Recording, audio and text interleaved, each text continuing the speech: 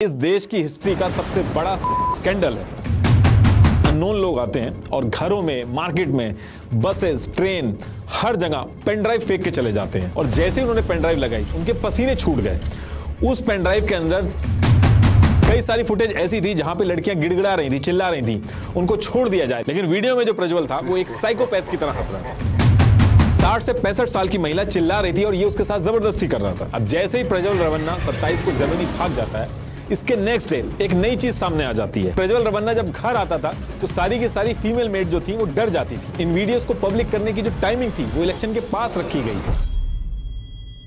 देखिए, जो नेता हैं ये इलेक्शन के टाइम पे एफिडेविट सबमिट करते हैं और ऐसे ही 4763 इलेक्शंस के जो एफिडेविट्स थे उनको एडीआर, जो कि एक नॉन प्रॉफिट ऑर्गेनाइजेशन है, इसने इनको एनालाइज किया और 2023 में एक रिपोर्ट पब्लिश की जिसमें 134 सिटिंग एमपीज और एमएलएज ऐसे निकले जिनके डिक्लेरेशन में क्राइम अगेंस्ट वुमेन के केसेस थे और सारी बड़ी बड़ी पॉलिटिकल पार्टीज ने इनको टिकट दे रखे थे। पॉलिटिकल पार्टीज को बहुत अच्छे से पता होता है कि इनके ऊपर कौन कौन से चार्जेस हैं और इन्होंने क्या क्या कर रखा है, लेकिन उसके बाद भी इनको टिकट मिलता है और फिर इन्हीं के साथ मिलकर औरतों से वोट भी मांगे जाते हैं। अब ये डिटेल मैं आपको इसलिए बता रहा हूं क्योंकि कर्नाटका में इसी 26 अप्रैल को एक सिटिंग एमपी देश की हिस्ट्री का सबसे बड़ा स्कैंडल करके पहले तो दोबारा से एमपी बनने के लिए खड़ा होता है, फिर इलेक्शन की कैंपेनिंग करके वोट मांगता है और फिर जब ये स्कैंडल की बात बाहर आती है तो जर्मनी भाग जाता है। और एक नहीं, दो नहीं, तीन नहीं, बल्कि 2976 लगभग 3000 औरतों के साथ जबरदस्ती करके उनकी वीडियो बनाने की बात बाहर आ रही है। तो एक्चुअल में इस इलेक्शन के सेकंड फेज में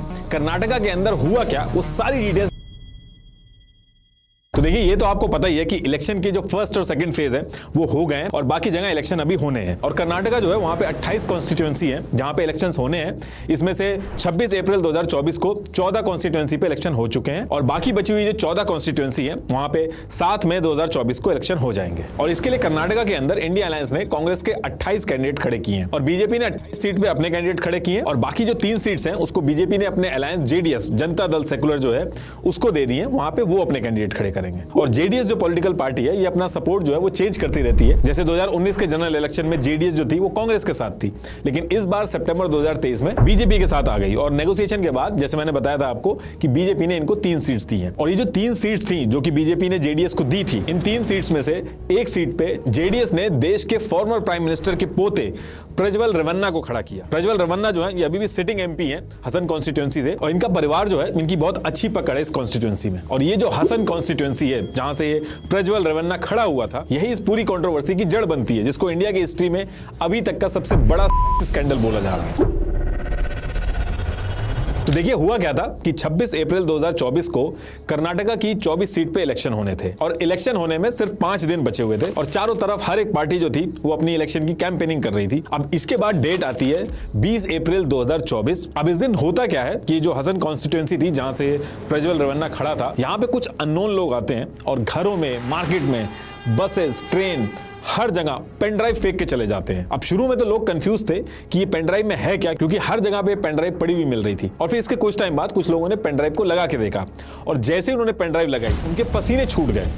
उस पेन ड्राइव के अंदर 2976 वीडियोस थी जिसमें उनके एरिया के सांसद प्रज्वल रवन्ना जो थे वो खुद उस वीडियो में दिख रहे थे और उस वीडियो के अंदर वो खुद ही उसको शूट कर रहे थे, औरतों और लड़कियों के साथ जबरदस्ती और करते हुए दिख रहे थे। कई सारी फुटेज ऐसी थी जहां पे लड़कियां गिड़गिड़ा रही थी, चिल्ला रही थी, उनको छोड़ दिया जाए। लेकिन वीडियो में जो प्रज्वल था वो एक साइकोपैथ की तरह हंस रहा था। एक वीडियो देख के तो लोगों को और ज्यादा गुस्सा आया जिसमें 60 से 65 साल की महिला चिल्ला रही थी और ये उसके साथ जबरदस्ती कर रहा था। ये जितनी भी वीडियो थी 2000 से ऊपर, ये आधे से ज्यादा वीडियो उसने खुद शूट की थी और कुछ में ये किसी और से शूट करवा रहा था। ये लगभग जो 3000 के करीब वीडियो थी, हर वीडियो में एक अलग महिला थी और उसका चेहरा तक दिख रहा था। यानी कि उस पर्टिकुलर टाइम पे तो जो लड़कियों ने सहा ही सहा, अब मार्केट में उनका फेस तक रिवील कर दिया गया था, जिसमें इनकी पार्टी की फीमेल वर्कर्स, ग्राम पंचायत की member, government officials, police officers, in fact घर की मेड तक थी। अब जैसे इस पूरे एरिया में हल्ला स्टार्ट होता है, प्रज्वल के जो कार्यकर्ता थे सीधे पुलिस स्टेशन पहुंचते हैं और उल्टा कंप्लेन करते हैं कि इलेक्शन के टाइम पे उनके लीडर की छवि खराब करी जा रही है और एआई की मदद से ये डीप फेक वगैरह यूज करके उनकी वीडियोस बना के शेयर करी जा रही हैं। और ये सारी वीडियोस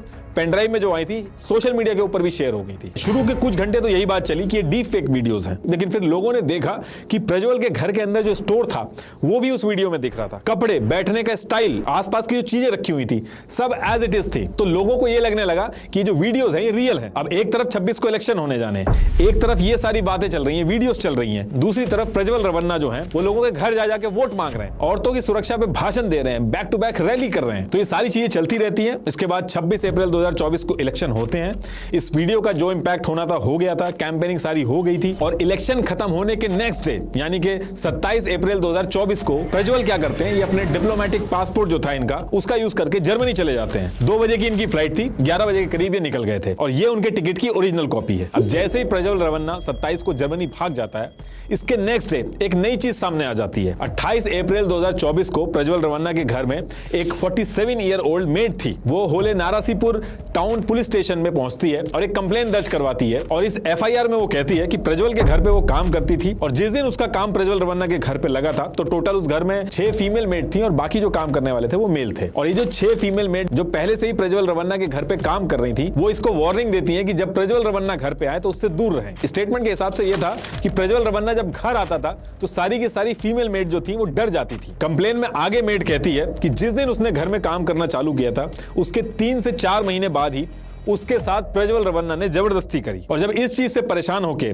उसने प्रज्वल के फादर एसडी रवन्ना के पास कंप्लेन की, उसके पास गई और उसको सारी चीजें बताई, तो उसके फादर ने उसकी हेल्प करने की बजाय उल्टा उसके साथ जबरदस्ती करना स्टार्ट कर दिया। तो इसलिए एफआईआर के अंदर बाप और बेटे दोनों के नाम लिखवाए इस मेड ने। और इस कंप्लेन में आगे ये भी बोलती है वो कि वो चुपचाप कई दिनों तक ये चीजें सहती रही क्योंकि उसको जान का डर था। और एक दिन किसी काम से उसकी बेटी प्रज्वल के घर आई तो प्रज्वल ने उसका भी नंबर लेके वीडियो कॉल करना उसको स्टार्ट कर दिया और यही वो टाइम था जब उसकी लड़की को परेशान करने लगा तो मेड ने वहां पे काम करना छोड़ दिया और जो उसकी लड़की का मोबाइल था उससे ब्लॉक करवा दिया। इस कंप्लेन में पुलिस ने और बाकी लोगों ने यह भी पूछा कि इस समय आप क्यों कंप्लेन करने आई हैं, तो उसने कहा कि जैसे ये वीडियो वाली सारी खबरें सामने आई तो मेरे अंदर भी हिम्मत आ गई और मैं आके कंप्लेन कर दी। और फिर इस कंप्लेन के साथ ही प्रज्वल रवन्ना और उसके फादर के ऊपर under IPC section 354A, 354D, 506, 509 के तहत एफआईआर दर्ज हो जाती है। अब इसके बाद क्या होता है कि सेम वीक में कर्नाटका की वुमेन कमिश्नर चीफ नागालक्ष्मी चौधरी, इनके पास भी ये पेन ड्राइव पहुंचती है। उन्होंने अपने ऑफिशियल स्टेटमेंट में ये कहा है कि मैंने वीडियो देखी है लेकिन पूरी देखने की हिम्मत नहीं जुटा पाई।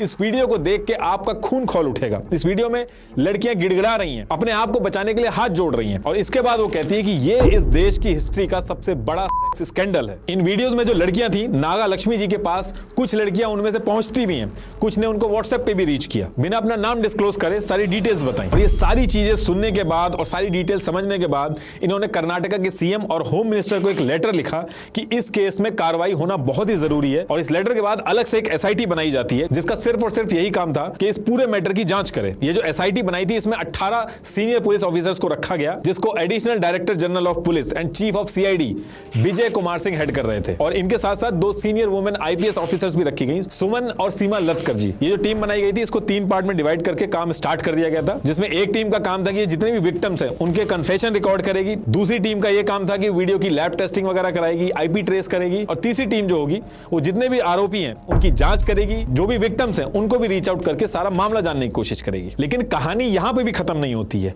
इनफैक्ट यहां से एक नई कहानी स्टार्ट हो जाती है, क्योंकि ये जो वीडियोस थी ये पुरानी थी, 4-5 साल पुरानी थी, लेकिन इसको संभाल के रखा गया था। एक स्पेसिफिक टाइम पे पब्लिक किया गया इसको। इन वीडियोस को पब्लिक करने की जो टाइमिंग थी वो इलेक्शन के पास रखी गई और इसी चीज को लेकर पॉलिटिक्स स्टार्ट हुई। और जो कहानी बाहर आई वो भी बहुत यूनिक है। एक्चुअली प्रज्वल रवन्ना की जो फैमिली थी उसमें एक कार्तिक नाम का ड्राइवर था। ये इनकी फैमिली का बहुत ही ट्रस्टेड आदमी था। 15 साल से भी ज्यादा से इस फैमिली के साथ ये काम कर रहा था। पहले प्रज्वल के जो पिताजी थे उनके साथ ये काम करता था और फिर आगे चल के प्रज्वल रवन्ना के साथ जाके जुड़ गया था। प्रज्वल रवन्ना की हर एक चीज इसको पता रहती थी। कहा जाता है कि इतना ट्रस्टी आदमी था कि जो बेनामी जमीन वगैरह होती थी वो तक इसके नाम कर दी गई थी और जरूरत पड़ने पे इससे वापस ले ली जाती थी। और ऐसे ही साल 2022 में इस ड्राइवर के नाम होले नारसीपुरा में 16 एकड़ जमीन जो थी वो इसके नाम कर दी गई थी। और ड्राइवर का कहना है कि सारे पेपर इसके पास है, ये जमीन इसकी है। लेकिन जो लोग जानते हैं उनका कहना है कि जो रवन्ना फैमिली है उन्होंने इसको ये जमीन दी होगी और बाद में जब ये वापस मांग रहे होंगे तो ये इशू कर रहा होगा। तो यही जो 16 एकड़ जमीन थी ये इस पूरी कंट्रोवर्सी की जड़ बनती है। तो अब होता क्या है कि रवन्ना फैमिली जो है इस ड्राइवर कार्तिक से इस जमीन को बेच के पैसे वापस वापस मांगती है और ड्राइवर शुरू में तो कई दिन तक घुमाता है और उसके बाद जब बात हद से आगे बढ़ जाती है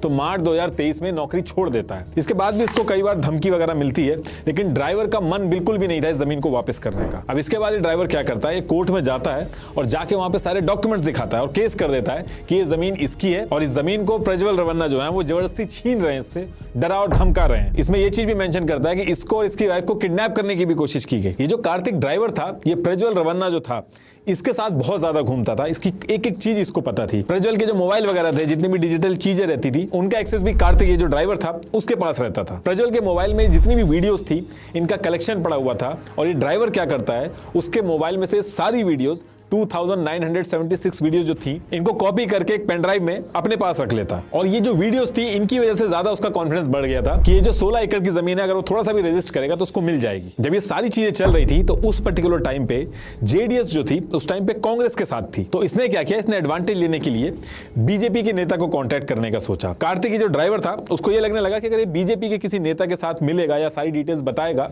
तो इसको फायदा होगा, वो उसकी मदद करेंगे। तो इसी कॉन्स्टिट्यूएंसी के अंदर ऐसे एक नेता है बीजेपी के, देवराजा गौड़ा। ये नेता भी हैं बीजेपी के और लॉयर भी हैं। इन्होंने पहले प्रज्वल के खिलाफ चुनाव भी लड़े थे बीजेपी की तरफ से, लेकिन हार गए थे। ऐसे एक नेता और था, ए मंजू। उसने भी प्रज्वल रवन्ना के ऊपर केस कर दिया था कि प्रज्वल ने जो इलेक्शन के टाइम पे एफिडेविट डिक्लेयर किया है, उसमें जो डिक्लेरेशन किया है सारी संपत्ति वगैरह का, वो गलत किया है। तो कोर्ट ने इसके ऊपर स्टे लगा दिया था, लेकिन ज्यादा कुछ हो नहीं पाया था। प्रज्वल जो था वो बड़ी आसानी से केस से बच गया था। इनफैक्ट दोबारा भी एमपी के लिए खड़ा हो रहा था वो। तो ए मंजू और देवराजे गौड़ा, ये दो नेता थे जिनको ये रीच आउट करने की कोशिश कर रहा था। तो ए मंजू ने तो आगे चल के जेडीएस ज्वाइन कर ली थी। तो ड्राइवर के पास एक ही ऑप्शन बचा था, बीजेपी के नेता देवराजे गौड़ा। तो ये जो ड्राइवर था, इनको रीच आउट करता है, इनसे मदद मांगता है और ये जो देवराजे थे, ये इसका केस भी लड़ते हैं। तो इसी पर्टिकुलर टाइम पे जब देवराजे जो थे वो इसकी मदद कर रहे थे ड्राइवर की, तो एक दिन ड्राइवर जो है वो इन सारी वीडियोस और फोटोज के बारे में बताता है कि उसके पास इस तरीके की वीडियोस हैं और एक पेन ड्राइव में उसने रखी हुई है। तो इधर ये सारी चीजें ड्राइवर कर रहा था। दूसरी तरफ प्रज्वल रवन्ना जो थे, उनको पता चल गया था कि ड्राइवर जो है वो बीजेपी नेता देवराजे के साथ मिलकर केस भी लड़ रहा है और उनको ये भी पता चल गया था कि जो पेन ड्राइव है वीडियोस वाली, वो ये बीजेपी के नेता जो देवराजे हैं, इनको दे रहा है। अब जैसे ये चीज पता चलती है, प्रज्वल रवन्ना क्या करता है, वो 1 जून 2023 को कोर्ट में पहुंच जाता है और कहता है कि उसके कुछ एडिटेड वीडियो हैं, एक प्लानिंग के तहत अपने पॉलिटिकल मोटिव्स को पूरा करने के लिए ये बाहर लाई जा रही हैं। इसको यूज करके आगे चल के उनको बदनाम किया जाएगा। अब इन सारी चीजों को लेकर जो केस किया गया था, किसी आम आदमी ने तो किया नहीं था। नेक्स्ट डे यानी कि 2 जून 2023 को ही कोर्ट 86 मीडिया एंटिटीज और 3 इंडिविजुअल्स, जिसमें से एक ड्राइवर भी था, इनके ऊपर स्टे लगा देती है कि इस वीडियो से रिलेटेड कोई भी चीज बाहर नहीं आ सकती। ना तो कोई न्यूज में इसके बारे में पब्लिश कर सकता है, ना ही वो किसी को शेयर कर सकता है। अब यहां से क्या हुआ कि सबके हाथ बंद गए थे। पता हर एक पार्टी को था, हर एक न्यूज मीडिया आउटलेट को था, लेकिन कोई भी शेयर नहीं कर पा रहा था। अंदर अंदर बातें चल रही थी और जो वीडियोस की पेन ड्राइव थी, वो उस पर्टिकुलर टाइम तक ड्राइवर ने किसी को भी नहीं दी थी, सिर्फ अपने पास रखी थी। अब इसके बाद क्या होता है कि देवराजे गौड़ा जो थे, वो ड्राइवर से कहते हैं कि आपके पास ये जो पेन ड्राइव है, ये मेरे को आप दे दो, इसको हम कोर्ट में सबमिट करके जज साहब को दिखाएंगे तो शायद हमें जरूर कुछ ना कुछ रिलीफ मिलेगा और ये भी हो सकता है कि स्टे ऑर्डर भी हट जाएगा। तो ये चीज कहने के बाद वो ड्राइवर से एक लीगल डॉक्यूमेंट पे साइन कराते हैं और जो पेन ड्राइव थी वो उससे ले लेते हैं। ये सारी चीजें जो बता रहा हूं मैं, ये ड्राइवर ने एक अननोन लोकेशन से वीडियो भी शेयर की है, उसमें एक एक चीज बताई है, तो मैं एज इट इज उसको बता रहा हूं। अब इसके बाद ये सारी चीजें कई दिन तक चलती रहती हैं। उसके बाद ये जो पेन ड्राइव थी वो देवराजे के पास भी आ चुकी थी। लेकिन इसके बाद क्या होता है कि सितंबर 2023 में पता चलता है कि जेडीएस जो है वो कांग्रेस का हाथ छोड़ के बीजेपी के साथ आ गई और सीट शेयरिंग में पता चलता है कि 3 में से 1 सीट पे प्रज्वल रवन्ना को खुद खड़ा किया जा रहा है। अब ये सारी चीजें देख के देवराजे गौड़ा और ड्राइवर जो थे, उन दोनों का दिमाग खराब होता है। देवराजे गौड़ा ड्राइवर को समझाते हैं कि कोर्ट से जस्टिस नहीं मिल रहा है, तो जस्टिस हमें दूसरे तरीके से लेना पड़ेगा। प्रज्वल को ये जो सीट मिली है उसको हम कैंसिल करवा देंगे और इसके लिए ड्राइवर भी जो था वो इस चीज के लिए एग्री कर जाता है। और फिर 8 दिसंबर 2023 को देवराजे कर्नाटका के बीजेपी प्रेसिडेंट विजेंद्र येदुरप्पा, इनको ये लेटर लिखते हैं। ये उस लेटर की कॉपी है। इसमें लिखते हैं कि बीजेपी के जो एनडीए अलायंस है, इसमें ये जो प्रज्वल रवन्ना कैंडिडेट है, इसके बहुत सारे वीडियो बने हैं और ये बहुत ही गलत मूव होगा अगर बीजेपी जेडीएस से बात करके इसको खड़ा होने से रोकती नहीं है। इसमें ये भी कहते हैं कि कांग्रेस के पास ये वीडियो की जो पेन ड्राइव है वो पहुंच चुकी है और इलेक्शन के टाइम पे ये बीजेपी और जेडीएस के खिलाफ एक ब्रह्मास्त्र की तरह यूज करेंगे और इससे बीजेपी की इमेज बहुत ज्यादा खराब होगी। अब इसके कुछ दिन तक कोई खबर नहीं आती है। फिर अचानक से जनवरी 2024 में देवराजे गौड़ा एक कॉन्फ्रेंस करते हैं और प्रेस कॉन्फ्रेंस कॉन्फ्रेंस में कहते हैं कि उनके पास कुछ ऐसी चीजें हैं जिससे वो रेवन्ना फैमिली की रासलीला जो है वो लोगों के सामने ले आएंगे। अब ये जो प्रेस कॉन्फ्रेंस की थी, ड्राइवर ने जो वीडियो में बोला, ड्राइवर का कहना था कि इस प्रेस कॉन्फ्रेंस के बाद उन्होंने इसका फोन उठाना बंद कर दिया और ड्राइवर उससे खुश भी नहीं था। तो इस इंसिडेंट के बाद फिर चुनाव की डेट आती है, फिर 5 दिन पहले ही अननोन लोग आके पेन ड्राइव वगैरह फेंक देते हैं। अब जब ये सारी चीजें फैल जाती हैं, इलेक्शन हो जाता है, तो सबसे पहले ड्राइवर पे बात आती है कि इसी ने लीक की होगी क्योंकि इसी के पास थी। लेकिन ड्राइवर साफ मना कर देता है। उसने कहा कि मैंने जो पेन ड्राइव है सिर्फ देवराज गौड़ा जो है उसको दी थी, वो भी कोर्ट में जमा करने के लिए दी थी, इसके अलावा मैंने किसी को भी नहीं दी थी। और जब देवराज गौड़ा से पूछा जाता तो वो कहते हैं कि इस पेन ड्राइव के लीक होने से सबसे ज्यादा नुकसान मेरा है क्योंकि मेरी पार्टी को नुकसान हुआ है, तो मैं जो हूं वो सबसे लास्ट पर्सन हूंगा इस पेन ड्राइव को लीक करने के लिए। और उन्होंने कहा ऐसा नहीं है कि सिर्फ और सिर्फ मेरे पास ही है ये पेन ड्राइव। उन्होंने कहा कि जब ड्राइवर कार्तिक मेरे पास आया था तो मैंने उससे पूछा था कि ये जो पेन ड्राइव आप मुझे दे रहे हो ये और किसी के पास है कि नहीं, तो ड्राइवर ने उनको उस टाइम पे बताया था कि ये पेन ड्राइव उस ड्राइवर ने कांग्रेस के प्रेसिडेंट को भी दी है। लेकिन ड्राइवर इस चीज के लिए पूरी तरीके से मना कर देता है कि कांग्रेस को उसने पेन ड्राइव नहीं दी है। और देवराजे ने यही कहा कि इस पेन ड्राइव को वायरल करा के मुझे कुछ हासिल नहीं होगा, ये वीडियो जिस टाइम पे शेयर की गई है उससे सिर्फ और सिर्फ कांग्रेस को फायदा होगा। अब दूसरी तरफ बीजेपी के ऊपर भी क्वेश्चन उठने लगे कि जब आपके पार्टी मेंबर यानी कि देवराजे गौड़ा जो थे उन्होंने आपको लेटर लिखा था तो आपने कोई एक्शन क्यों नहीं लिया, और ऊपर से प्रज्वल रेवन्ना जो है वो भी इलेक्शन के तुरंत बाद भाग गया है। तो बीजेपी ने इस पे कहा कि पहली चीज, जितनी भी वीडियोस बनी है ये कांग्रेस के टाइम पे बनाई गई, इससे हमारा कोई मतलब नहीं है। दूसरी चीज उन्होंने बोली कि हम जेडीएस के साथ मिलकर सीट शेयरिंग जो है उस पर चुनाव लड़ रहे हैं और इसमें हमारा कोई डिसीजन नहीं होता कि जेडीएस किसको टिकट दे रही है उस पर्टिकुलर जगह से। ये पूरी तरीके से जेडीएस का डिसीजन था प्रज्वल रेवन्ना को टिकट देने का, और जो सरकार है वो कांग्रेस की है स्टेट के अंदर, तो प्रज्वल रेवन्ना जो भागा है उसके जिम्मेदार भी वो कांग्रेस को बताती है। अब इसके कुछ टाइम बाद देवराज गौड़ा हिंदुस्तान टाइम्स को एक इंटरव्यू देते हैं और उसमें बोलते हैं कि ये लेटर मैंने भेजा तो था बीजेपी के प्रेसिडेंट को, लेकिन उनको मिला नहीं था और ना ही उधर से कोई जवाब आया था। ईमेल किया था उन्होंने तो वो ईमेल बाउंस बैक हो गया था और व्हाट्सएप भी किया था उन्होंने, लेकिन उनका कहना था कि शायद बीजेपी के जो प्रेसिडेंट है उनको मिला ही नहीं हो। और दूसरी तरफ कांग्रेस कह रही थी कि बीजेपी को बहुत अच्छी तरीके से पता था प्रज्वल के वीडियोस और पेन ड्राइव के बारे में, और उसके बाद भी बीजेपी ने उसको टिकट दिए जाने से रोका नहीं बल्कि उसको वोट देने के लिए प्रमोट किया। और जेडीएस ने तो सारा का सारा इल्जाम उठा के कांग्रेस के ऊपर लगा दिया। उन्होंने सबसे पहले तो प्रज्वल रेवन्ना जो है उसको अपनी पार्टी से हटा दिया। दूसरी चीज जेडीएस ने बोली कि कांग्रेस के deputy chief minister DK Shivakumar ने ये सारी की सारी वीडियोस लीक कराई हैं, और वो इसलिए लीक कराई हैं क्योंकि 2 से 3 सीट पे बहुत क्लोज कॉम्पिटिशन था, तो उसको जीतने के लिए ये सारी चीजें की गई हैं। अभी करंट सिचुएशन ये है कि प्रज्वल ने ट्वीट किया कि वो भागा नहीं है, जरूरी काम से बाहर गया और वो वापस आ जाएगा। उसके लॉयर ने भी इस चीज पे रिप्लाई किया है। लेकिन इस पूरे पॉलिटिकल ड्रामा में सबसे ज्यादा जो नुकसान हुआ उन लड़कियों का हुआ। उन्होंने जो झेला उस टाइम पे वो तो झेला ही झेला, उसी के साथ साथ इलेक्शन से कुछ ही दिन पहले अपने पॉलिटिकल मोटिव को पूरा करने के लिए इन सारी लड़कियों के चेहरे बाहर आ गए। तो इस पूरी पॉलिटिक्स की जो सबसे बड़ी शिकार और जिनका सबसे ज्यादा नुकसान हुआ है वो ये लड़कियां हैं। बाकी अभी प्रज्वल रेवन्ना वापस आएंगे, ये केस चलेगा, केस में टाइम लगेगा, और इन केस अगर वो जीत जाते हैं तो ये भी एक पॉसिबिलिटी हो सकती है कि वो उसी कॉन्स्टिट्यूएंसी से एमपी बने, क्योंकि जब तक केस चलेगा तब तक गिल्टी नहीं माना जाता, और जब तक गिल्टी नहीं है वो तब तक वो एमपी की पोजीशन संभाल सकते हैं। तो एक्चुअल में आगे होगा क्या ये तो टाइम के साथ पता चलेगा। Thank you.